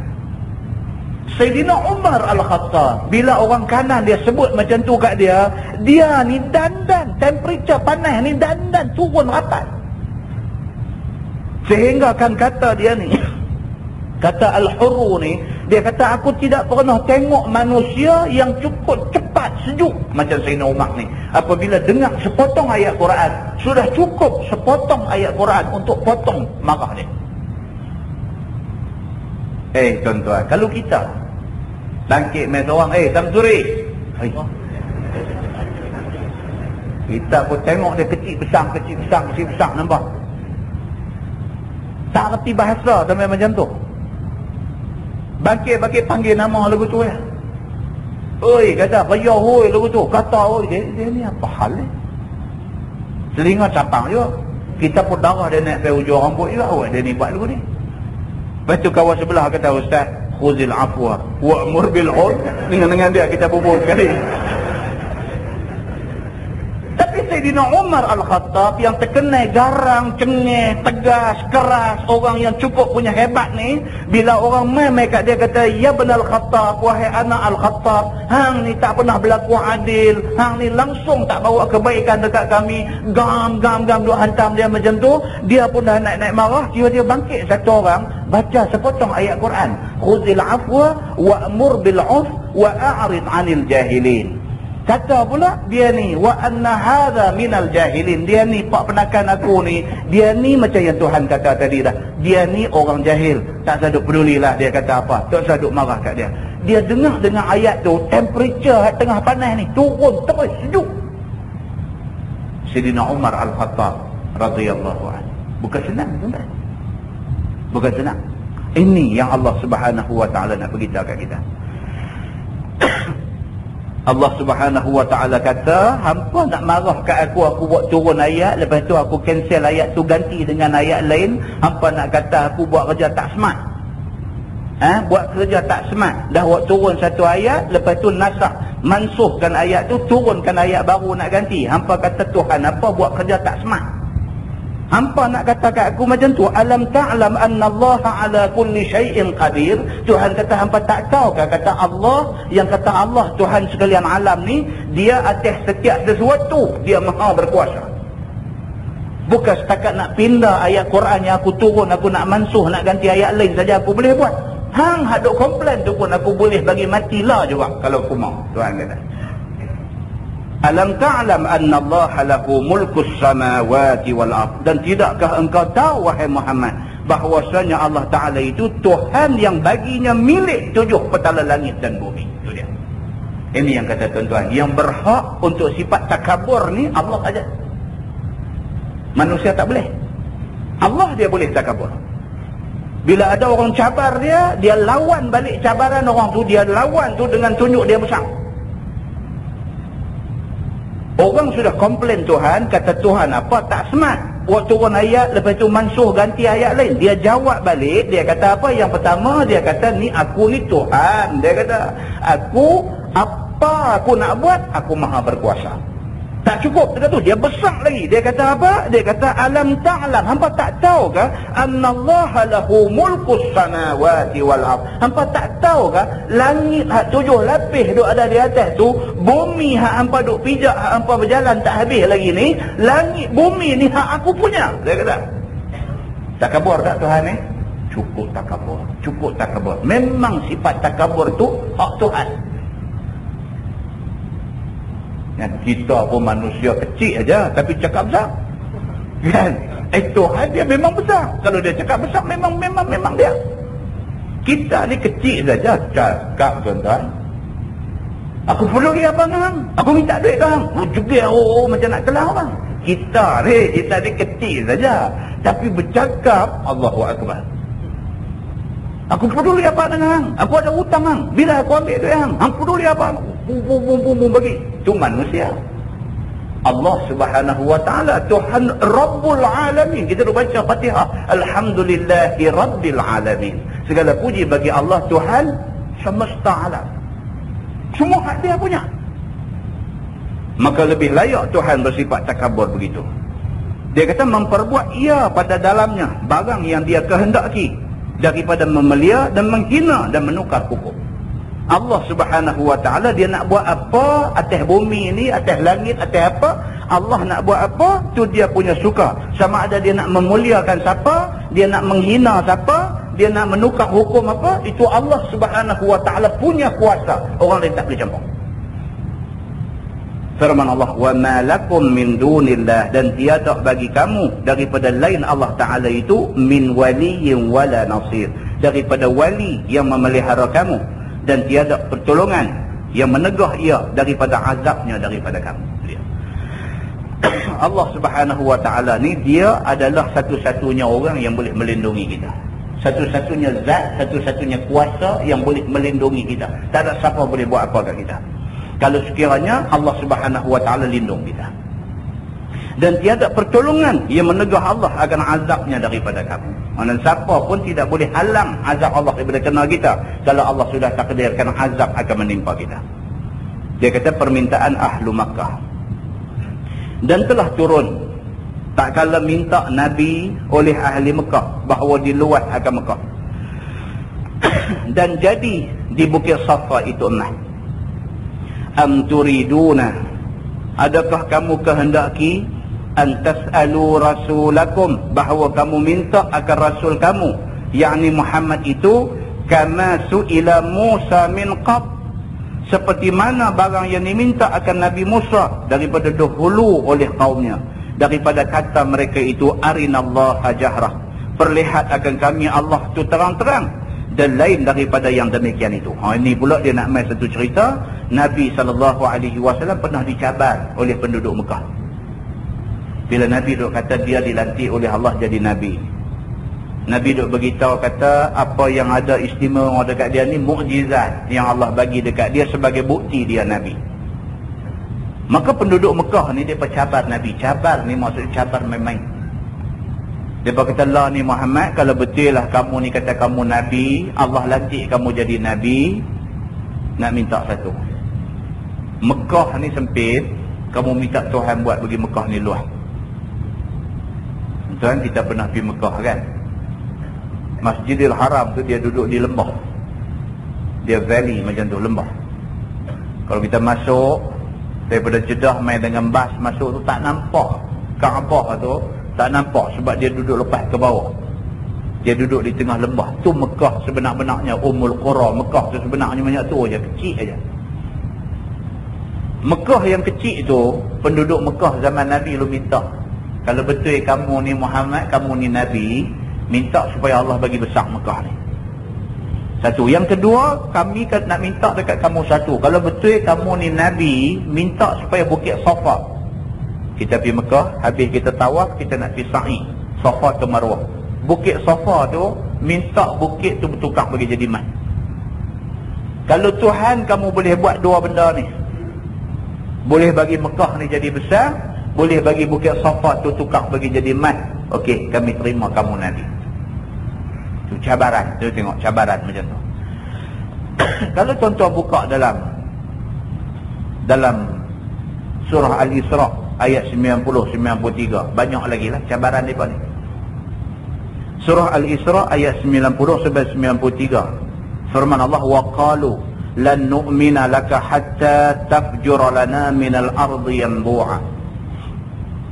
Dan berkatalah orang-orang ni, kami tak akan beriman kepada kamu sehinggalah kamu suruh Allah Subhanahu wa ta'ala pancarkan mata air daripada perut bumi Mekah ni. Mekah negeri kering kontang, air tak ada. Kami boleh terima kata Allah tu Tuhan kamu dan kamu Nabi, kami boleh terima dengan syarat kamu pergi beritahu kat Tuhan kamu suruh terbit air mata ni, mata air daripada perut bumi Mekah ni. Au takuna laka jannatun min nakhilin wa 'inabin fatufajjiral anhara khilalaha tafjira. Ataupun pihak dekat Tuhan kamu minta supaya Tuhan bagi dekat kamu kebun korma dan kebun anggur, dan di celah-celah kebun korma dan anggur ni ada anak sungai yang mengalir terang. Cabar Nabi Muhammad. La nak minta yang pertama, Mekah ni yang ada mata air. Satu. Kalau tak boleh nak buat untuk kami, buat untuk hang, buat untuk kamu saja wahai Muhammad, minta Tuhan bagi dekat kamu kebun korma dengan kebun anggur. Di celah-celah kebun korma dengan anggur tu ada anak sungai yang air beras. Kalau tak boleh juga, au tusqitas samaa kama za'amta alaina kisafan. Kalau tak boleh juga buat macam tu, lah ni macam ni, pihak dekat Tuhan hang suruh bagi reban langit ni turun mai sekepin-sekepin atas kami. Ni. Ayat 90-91 surah Al-Isra. Tuan-tuan balik buka baca. Cabar ni. Kalau boleh minta terbit mata ayam. Kalau tak boleh kat kami buat kat hang. Buat kebun korma dengan kebun anggur. Celah-celah kebun ada anak sungai yang berat. Kalau tak boleh jugalah macam ni lah senang. Pi habang kat Tuhan hang. Suruh bagi reban langit ni sekepin-sekepin. Timpa kami bagi kami ni mampus semua senang. Kalau sampai hak tu pun tak boleh, kami minta untuk kami pun tak boleh, minta kebaikan untuk hang pun tak boleh, minta turun mai langit reban atas kami pun tak boleh, hang boleh belah. Cara kasarnya macam tu. Dicabar Nabi Muhammad sallallahu alaihi wasallam macam tu. Cabaran yang Arab Mekah kata dekat Nabi ni samalah macam Bani Israel kata dekat Nabi Musa dulu. Dia kata apa dekat Nabi Musa? Arinallaha jahrah. Lah ni macam ni lah Musa, hang duk terang pun nampak buang masa, kesiagaan. Lah macam ni. Arinallaha jahrah. Api panggil Tuhan hang yang kata Allah tu, panggil mai, turun mai berdiri depan kami. Kami nak tengok, oh ni dia Tuhan. Okey. Lah macam tu lah, tu saya cakap banyak. Maka perlihat akan kami Allah itu secara terang-terang. Dan lain daripada yang demikian itu. Buat benda-benda macam ni senang. Kami terus percaya. Tak ada duduk fikir banyak-banyak. Firman Allah, وَمَنْ يَتَبَدَّلِ الْكُفْرَ بِالْإِيمَانِ. Dan barang siapa yang tukar ambil kufur dengan tinggal iman, فَقَدْ ضَلَّ سَوَاءَ السَّبِيلِ. Maka sungguh telah menyesat ia akan betul jalan mereka itu. Itu dia. Barang siapa yang Allah dah bagi Islam, dah bagi iman, tiba-tiba pergi lempang buang Islam dengan iman ni, balik jadi kafir. Habis. Mana inilah orang yang Allah kata telah menukar gantikan kekufuran dengan keimanan. Iman dah ada dah, ambil iman buang, pergi ambil kufur, buah dalam diri. Ini orang faqad dhalla sawa'as sabil. Maka sesungguhnya telah sesat dia akan jalan yang betul. Sesat daripada jalan betul.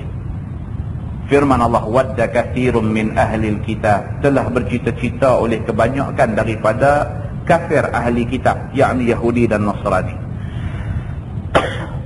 Lau yaruddunakum, bahawa kembali mereka itu akan kamu. Min ba'di imanikum kuffara, daripada kemudian iman kamu jadi kafir balik. Hasadan min indi anfusihim, kerana hasad daripada sisi diri mereka itu. Min ba'di ma tabayyana lahumul haq, daripada kemudian barang yang menyata bagi mereka itu dalam Taurat oleh yang sebenar pada keadaan Nabi Muhammad. Fa'fu wasfahu, maka maaflah olehmu dan berpalinglah oleh kamu daripada sekalian mereka itu, hatta ya'tiyallahu bi amri, sehingga mendatang Allah dengan suruhnya. Innallaha ala kulli syai'in qadir, bahawa sesungguhnya Allah atas tiap sesuatu amat berkuasa. Maksud ayat tu apa dia? Allah Subhanahu wa taala kata orang-orang kafir mau, kalau boleh, orang-orang hak masuk Islam ni balik agama asal balik. Wadda katsirun min ahlil kitab. Memanglah bercita-cita kebanyakan mereka ni supaya orang mereka yang dah masuk Islam balik ke mereka. Itu tujuan dia. Tengok di India lah ni, isu terbaru apa dia? Bukan isu terbaru, isu lama yang diperbaharui. Isu Masjid Babri itulah. Masjid Babri itu masjid yang asal-asalnya memang dah dibina dah di situ sekian punya lama. Masa bukan baru, bukan 2-30 tahun punya lama. Masjid Babri itu dah lama dah duduk di atas bukit dekat Ayodhya ni. Lama dah. Tiba-tiba dengan kerana ada satu Tok Sami dia, mimpi kunun-kununnya tempat hak bina masjid itu adalah tempat kelahiran Tuhan dia bernama apa tau. Dengan kerana dia mimpi, kata Tuhan dia apa nama tu sudah beranak di tapak masjid tu, maka dengan kerana tu pergi peruntuh bang masjid tu, nak buat balik tokong di situ. Sajalah ni yang kata saja cari pasal. Peruntuh dah, masjid pun dah peruntuh dah. Bila dah peruntuh, dia nak buat tokong di atas bukit tu. Bila nak buat tokong, orang Islam tak bagilah. Peruntuh masjid tu dah satu benda yang amat mengguris perasaan orang Islam. Sudahlah hampa peruntuk, hampa nak buang tapak masjid tu, nak berdiri tokong. Ini tak boleh. Orang Islam tak boleh terima benda ni. Inilah sampai berita semalam tak diri. Hidup belarak ramai-ramai nak pergi di situ, nak buat juga tokong dia. Ni, sampai macam tu punya jadi. Pasal apa? Pasal nak tunjuk kata dia boleh tindak agama Islam.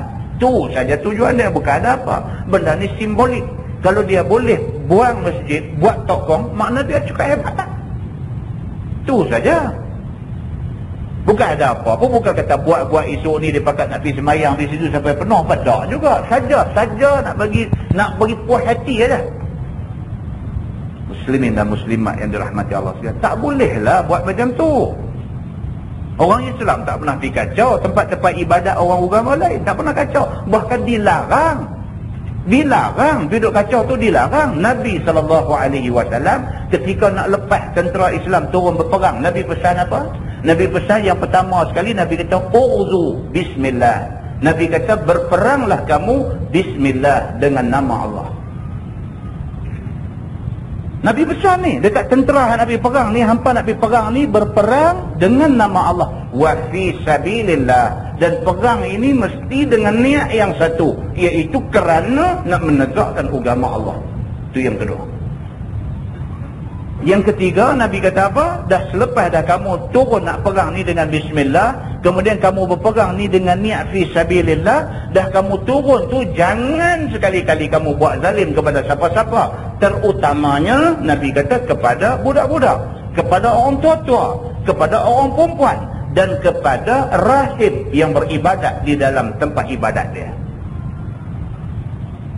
Islam ni bukan jenis agama cari kacau. Islam ni mau kesejahteraan. Islam nak menjamin keamanan. Islam tak mau benda macam ni. Tapi hak lain ni, depa ni mai duk kacau kita. Islam ajaran dia jelas. Pasal apa? Pasal apa agama lain ni nak kacau Islam? Pasal apa? Ni dia ayat ni beritahu. Pasal wadda kathirun min ahlil kitab, dan telah bercita-cita kebanyakan daripada kafir ahli kitab, baik Yahudi, Nasrani, apa semua ni, lau yaruddunakum, bahawa kembali mereka itu akan kamu, min ba'di imanukum kufara, kemudian daripada beriman kamu jadi kafir balik. Tu mereka mau. Mereka mau orang yang asal agama dia masuk Islam patah balik ke agama dia. Dia mau yang tu. Pasal apa dia mau macam tu? Hasadan min indi anfusihim, kerana hasad, dengki terhadap diri mereka itu. Dengki, tak suka tengok kepada orang Islam ni, tak suka. Min ba'di ma tabayyana lahumul haq, lebih-lebih lagi mereka rasa tak suka. Pasal apa? Setelah kemudian barang yang menyata bagi mereka itu dalam Taurat oleh yang sebenar pada keadaan Nabi Muhammad. Bila mereka buka kitab Taurat, dalam Taurat pun sebut Nabi Muhammad ni memang Nabi betul. Lagi sakit dalam hati mereka. Kitab mereka sendiri, mereka kata mereka percaya dengan Injil, buka-buka Injil cerita pasal Nabi Muhammad. Oh, yang ni yang tak suka. Mereka kata mereka percaya kepada Taurat, buka-buka Taurat, Taurat sebut pasal Nabi Muhammad. Bertambah-tambah sakit hati mereka, tak suka dekat Nabi Muhammad, tak suka dekat Islam. Begitu. Pun begitu Tuhan kata fa'fu wasfahu, maka maaflah oleh kamu dan berpalinglah oleh kamu daripada mereka itu. Tuhan kata walaupun macam tu mereka buat dekat orang Islam, kalau mereka minta maaf, maaf bang mereka ni. Sampai bila? Hatta ya'ti Allahu bi amri, sehingga mendatang Allah dengan suruhnya, yakni dengan suruh perang. Selagi Allah tak benak perang, jangan perang lagi. Mengalah tak apa. Tapi bila mai perintah suruh kamu perang mereka, maka kamu kena perang dengan mereka. Firman Allah, innallaha ala kulli syai'in qadir, bahwasanya Allah Ta'ala atas tiap-tiap sesuatu itu amat berkuasa. Wallahu a'lam. Lepas ini kita masuk suruh sembahyang dan suruh mengeluarkan zakat. Lepas ini kita akan masuk ayat yang menceritakan tentang kita diperintahkan suruh sembahyang dan suruh mengeluarkan zakat. Lepas itu dia akan cerita dekat kita cabaran-cabaran yang dibuat oleh golongan Yahudi dan Nasrani terhadap orang Islam, dan balasan yang Allah Subhanahu wa taala akan timpakan kepada mereka semua. Wallahu a'lam. Awalan, sebagai khalifah dalam rumah, seorang ketua rumah ataupun suami tidak pernah jadi imam sembahyang bagi keluarganya. Minta jelaskan hukumnya. Dia gini tuan-tuan, kalau ikut sunnah Nabi SAW, Nabi sembahyang fardu di masjid. Nabi sembahyang fardu di masjid. Rumah hanya menjadi tempat untuk Nabi sembahyang sunat sahaja. Jadi kalau dia nak tanya ni, dia kata suami tak pernah jadi imam sembahyang fardu di rumah, apa hukumnya? Dia tak ada hukum apa lah. Nak kata salah pun tak salah. Cuma sebagai suami, dia mesti mampu untuk menjadi ketua keluarga. Ketua maksudnya sekaligus dengan mengimamkan sembahyang dan sebagainya. Kan bahasa kita ni. Walaupun itu tadi pada dasarnya Nabi sembahyang fardu di masjid. Di rumah hanya sembahyang sunat. Tapi bagi kita ni kadang-kadang tak dan nak sembahyang fardu di masjid. Atas sebab-sebab yang tertentu, maka kita sembahyang di rumah.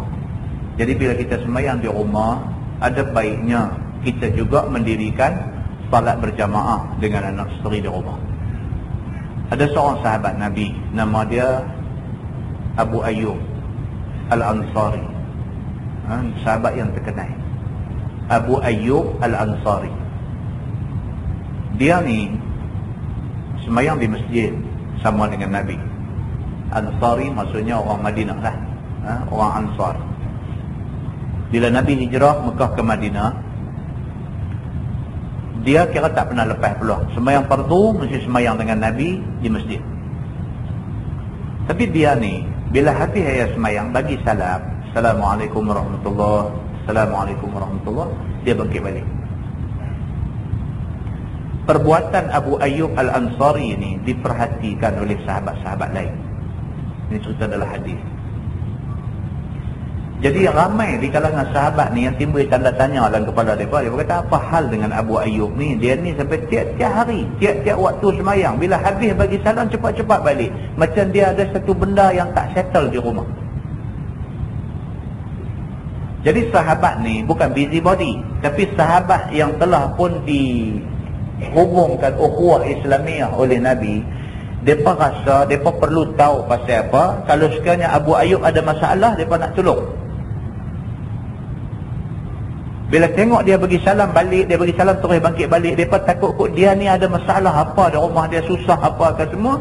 Pasal apa Abu Ayyub tak cerita kat kita? Kalau dia cerita kat kita, kot kita boleh pakat-pakat tolong, ringan sikit susah dia. Mereka pergi tanya Abu Ayyub, wahai Abu Ayyub, pasal apa kamu tiap-tiap kali lepas sembahyang cepat-cepat balik rumah? Abu Ayyub jawab apa? Dia kata, aku begini. Dia kata, aku tak mau lepas peluang untuk sembahyang berjamaah sama dengan Nabi SAW. Dalam masa yang sama, aku tak mau isteri dan anak-anak aku terlepas peluang untuk sembahyang berjamaah dengan aku. Jadi aku masuk waktu, aku main masjid, aku sembahyang, habis aku sembahyang dengan Nabi, aku balik ke rumah, aku jadi imam sembahyang kepada isteri dan anak-anak aku di rumah. Bila dia jawab macam tu, sahabat-sahabat sudah tak tahu nak kata apa. Dia kata, boleh ke buat macam tu? Apa salah yang kita tanya Nabi SAW? Dia pergi tanya Nabi, dia kata, ya Rasulullah, Abu Ayyub ni dia dah buat macam ni. Dia main sembahyang dengan kamu, dia jadi makmum. Habis sembahyang, dia balik rumah, dia jadi imam sembahyang dengan isteri dengan anak-anak dia. Boleh ke buat macam ni? Nabi kata boleh, bahkan itu baik. Jadi dapat duduk. Jadi sebagai suami, kalau soalan ni dia kata, suami ni dia kata dia sampai tak pernah jadi imam sembahyang kepada keluarga, bagi pernah lah. Bagi pernah lah, kalau tak pernah, bagi pernah. Kan? Saya pernah cerita beberapa kali dalam kuliah dulu, satu sahabat juga, bukan orang lain kan, sembahyang. Dia tak mau lah, dia tak mau jadi imam. Dia rasa dia pun baru lagi, tak pandai lagi, baca pun tak boleh lah jadi imam ni, tak layak lagi. Bukan setakat tak layak jadi imam di masjid, bahkan nak jadi imam pada isteri dengan anak-anak di rumah pun dia rasa dia tak layak. Yang isteri ni nak sangat berimam dengan dia. Jadi isteri dia lah yang bagi tahu ni. Isteri dia kata, ustaz, dia kata ada ke mana sabar? Dia kata, saya kena duduk nak tengok dia sembahyang tang mana. Nampak dia bagus punya dah takbir Allahu Akbar, saya pergi hampang sejadah, saya takbir sembahyang. Dia tak sedar, saya duduk belakang, dia kata. Gamak masa rokok ke, masa apa ke, dia nampak saya duduk dalam belakang, tak tahu sujud-sujud, sengak dia. Bangkit-bangkit dia tak ada dah. Dia dengan sejadah tak ada, dia bangkit lari dah. Dia dah semayang dah, bini dia main ikut di belakang, tergamak masa rokok ke, masa nak sujud ke apa, kot ternampak ada satu sejadah dia ikut di belakang. Sujud-sujud tu sekali dengan sejadah tu, cikang tu dia terbang pergi bilik mana, tak tahu dia semayang. Jadi bini ni dia kata rasa lama sangat sujud, dia kata pasal apa, bangkit tak ada dah Ustaz. Dia kata dengan dia tak ada, dengan sejadah dia pun dah tak ada. Jadi kalau sampai macam tu kabul lah, kan? Tak boleh lah sampai bila kita tak ada confidence ni. Tak boleh lah, kita kena ada lah confidence kan. Orang-orang lelaki Islam kan, orang lelaki Islam ni sampai nak sembelih ayam pun duk takut lagi kan. Sifat sebagai orang lelaki tu, orang lelaki ni tak boleh lah sama dengan orang perempuan. Kalau kita pun tak mau jadi imam, sama dengan orang perempuan kan. Orang lelaki dia kena ada sifat lelaki tu, sifat kelelakian tu kena ada. Dia antara sifat kelelakian dia apa dia, hak orang perempuan tak boleh buat, hak orang perempuan kalau nak buat pun jadi makruh, kita boleh. Orang perempuan boleh tak sembelih ayam? Boleh, tapi makruh. Orang lelaki yang kena sembelih ayam ni dah. Kalau nak makan ayam sekok dua, bini sembelih dia tengok darah pun dia pengsan. Susah ha? Dia dah tak boleh tu satu pasal, bini boleh, dia dah satu tak cantik dah. Bini sembelih darah keluar tu dia pitah. Tak mahu lah, sifat laki-laki tu sama lah dengan jadi imam. Kan takkan sampai nak semayang ni bini qamat pula, suruh dia jadi imam kan. Bini qamat, bini semayang, lebih semayang seorang bilik lain. Sama lah, ini ciri-ciri kepimpinan yang perlu ada pada orang laki-laki kan. Benda ni kena. Kita kena asuh diri kita boleh jadi pemimpin, sekurang-kurangnya memimpin rumah tangga begitu.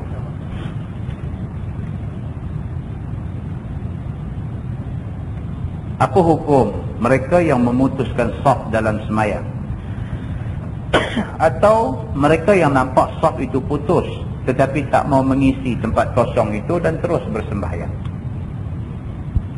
Bagi kita yang nampak, apakah tanggungjawab kita sebenarnya? Yang ni banyak berlaku lah di masjid Taqwa Taman Brown ni. Pasal apa? Pasal saf dia panjang. Saf dia panjang, kolah dia balik tu kan. Tadi saya pun main masuk kot tu. Belah sini saf dah sampai ke belakang dah. Belah sini dia ada saf ketiga, ada kosong lagi. Nampak? Peraturan saf, kita kena penuhkan saf yang di depan dulu. Kalau kita main, walaupun kita masuk pintu sana, tapi saf belah hujung sini masih kosong, kita kena pergi isi tempat kosong. Itu peraturan saf. Bahkan kalau di Masjidil Haram, dan kemudiannya ulama fiqh menggunakan hukum yang sama bagi masjid-masjid lain. Walaupun hukum asalnya lintah depan orang semayang itu haram, tetapi kalau lintah kerana nak memenuhi saf depan yang kosong, itu tidak diharamkan. Tentu boleh semak di dalam perbahasan hadis tentang soal saf, dia akan menjelaskan benda ni. Saja-saja kita lintah depan orang semayang haram.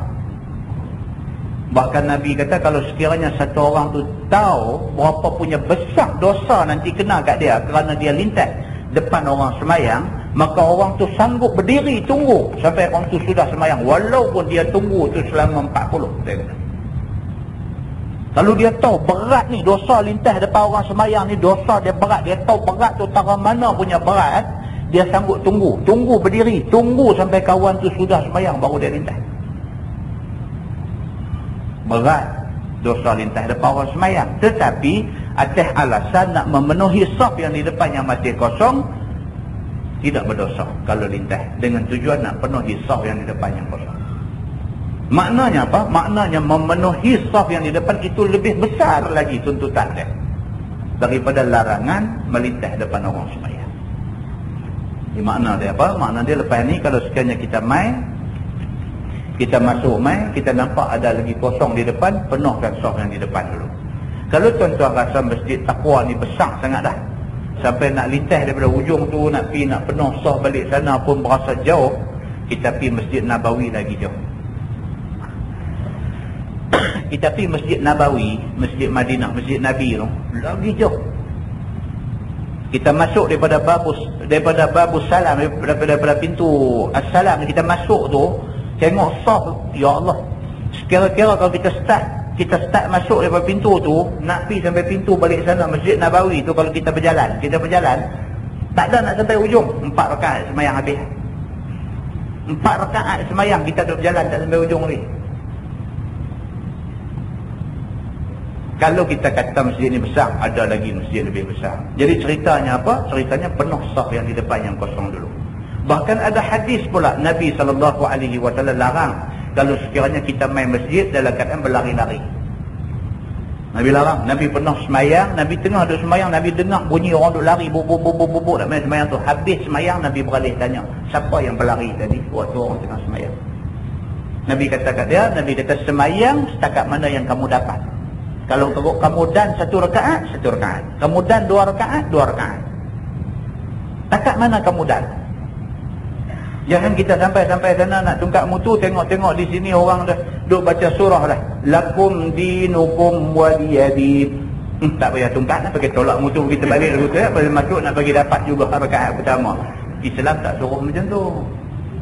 Dia takat mana dan? Sampai tu tengok lakum dinukum lah. Tungkat dulu. Masuk main.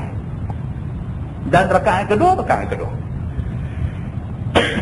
Kecuali kalau kita masuk main di sini, kita nampak sah balik sana ada lagi kosong, ada 5 orang. Dan kita nampak ada 5 orang, 6 orang masuk daripada pintu sana.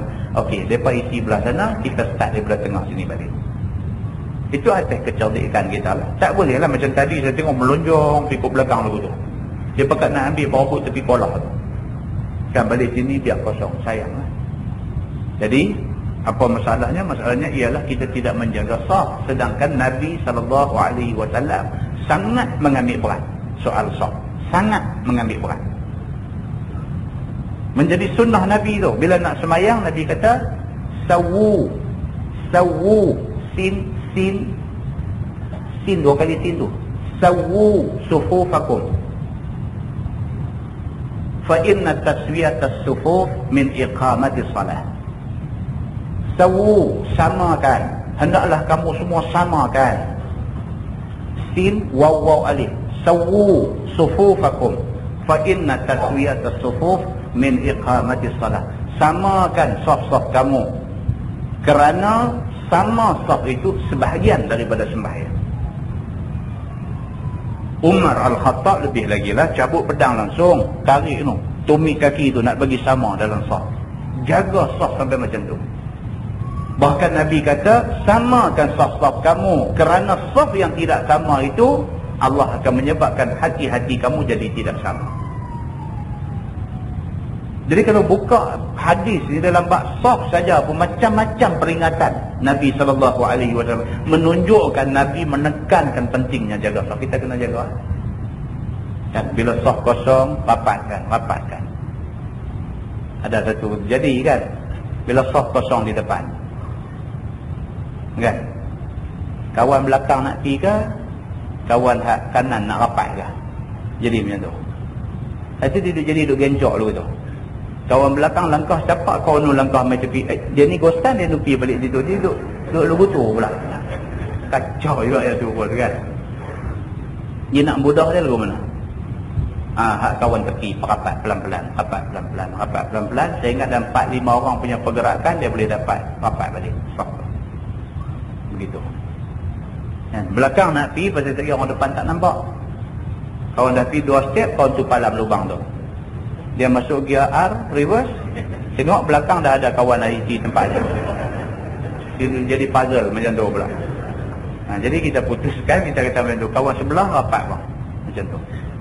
Jadi jangan ada satu kosong pada tempat itu. Dan tempat kosong pada saf ini biasanya diisi oleh syaitan, Nabi kata. Jadi dia mengganggukan lagi kita ni daripada nak dapat kosong semayang.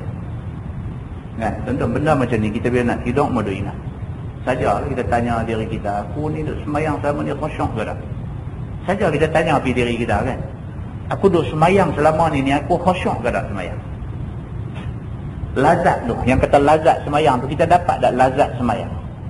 Kita rasa sedap bila masuk dalam semayang ni, rasa sedap. Berasa kalau boleh biar duduk dalam semayang selama-lama, tak usah bagi salam. Ada tak kita dapat perasaan macam tu? Ataupun dalam kebanyakan semayang kita rasa macam nak cepat-cepat habis. Nak cepat-cepat habis. Sehingga kan kita akan baca hadis tu, saya ingat di Masjid Simpang 4 Pematang Buluh pun. Kita akan baca hadis yang akan datang ni, dia cerita orang yang syubhat dalam soal ibadah. Syubhat, dia kata, dalam soal ibadah. Macam mana syubhat dalam soal ibadah? Syubhat dalam ibadah ni bila dia confuse. Aku semayang asar ni 3 ke 4? 3 rakaat ke 4 rakaat? Kira 4 lah, cepat habis. Syubhat dalam soal ibadah. 3 atau 4? 3 atau 4? Tiada pula satu orang tanya saya. Dia kata, Ustaz, saya kadang-kadang bila confuse 3 ke 4? 3 ke 4? Saya tengok jam. Dia semayang. Dalam semayang 3 ke 4? 3 ke 4? Dia macam dia tengok jam. Dia kata, saya tahu. Macam saya tahu. Dia kata, saya kalau sembahyang 4 rakaat ni biasanya saya akan ambil 5 minit. Dia kata. Jadi saya nak mengelakkan saya punya confuse dalam sembahyang ni. Dia kata, bila saya dah ingat 3 ke 4, yang 4 saya nanti tengok jam. Kalau 5 minit, nampak dah. Jadi dia kata, saya selama ni, dia kata, saya dah buat macam tu. Dia kata, okey tak okey Ustaz? Tuan-tuan, tengok ni. Yang kata agama ni. Kadang-kadang kita bila kita tak mengaji, kita nak buat penyelesaian cara logik. Logiknya kita semayang asar 4 rakaat 5 jam. 5 minit. 5 jam.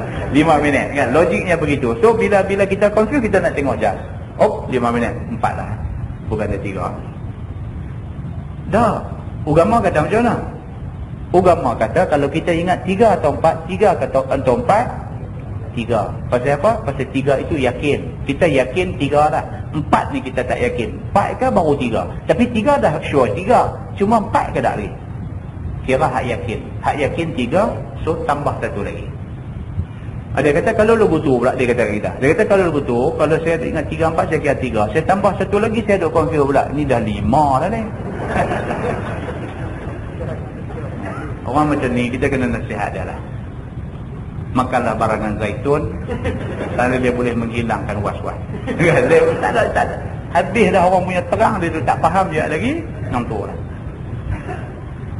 Kan? Jadi selesai dari itu. Balik pada kaedah agama, kalau kita confuse 3, 4, kira yang yakin. Yang yakin 3, so tambah lagi 1. Bila tambah lagi 1, dia duk confuse 4 ke 5, tak usah layan confuse itu, kerana kita dah kira 3 dah tadi, dah kita genapkan jadi 4, selesai.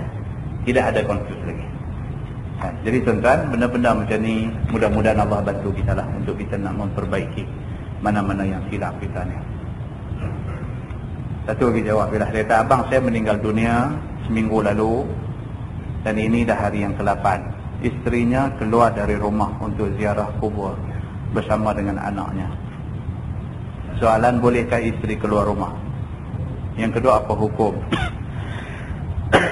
Yang ketiga, bolehkah kita buat kenduri arwah hari 40 pada hari ke-40 sebelum sehari awal? Contohnya hari 40 jatuh hari Isnin dan kita buat hari Ahad lepas asar. Yang ni tuan-tuan.